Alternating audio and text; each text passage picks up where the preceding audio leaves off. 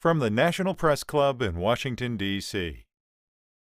This week, the first Secretary of Homeland Security said the death of Osama bin Laden did not eliminate the threat of radical Islam at large. Most would conclude that the challenge today is more complex than it was on 9/11. And for that reason, we even have to be more vigilant and more aware. And not only is it not about one man, it's not about one country or two countries. In the Press Club studios, they debated the populist reaction of cheering bin Laden's death. There's been a really lively debate within the religious community about whether or not those celebrations were appropriate. And both sides have been using scripture passages to sort of bolster their argument. Some people saying that scripture says that one should never rejoice when one's enemies falls. But then others saying scripture says that you should rejoice when good wins over evil. The author of the newly released spy thriller of bin Laden deploying a nuclear bomb says the al-Qaeda threat to the United States is not a fantasy.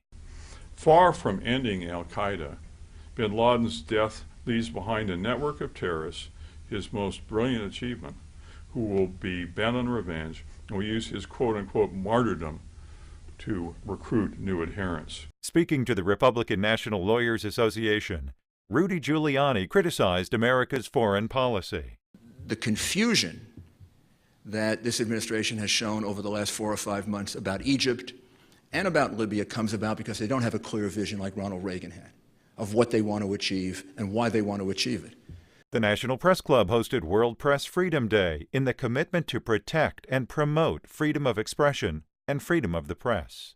In the digital age, freedom of expression requires skills that must be acquired through journalism education and through training on ethics and the handling of information.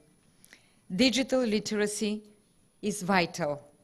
Currently jailed Iranian journalist Ahmad Zaidabadi was named the 2011 UNESCO Guillermo Cano Press Freedom Laureate. A symbolic recognition of our admiration for his unwavering commitment to press freedom and our support to his person.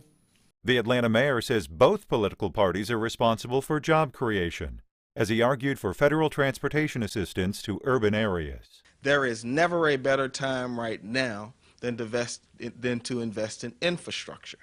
And we can't have a conversation that is solely focused on deficit reduction, that does not focus on the one area where there has traditionally been bipartisan support to get a deal to actually put people in well-paying jobs. This has been Rewind.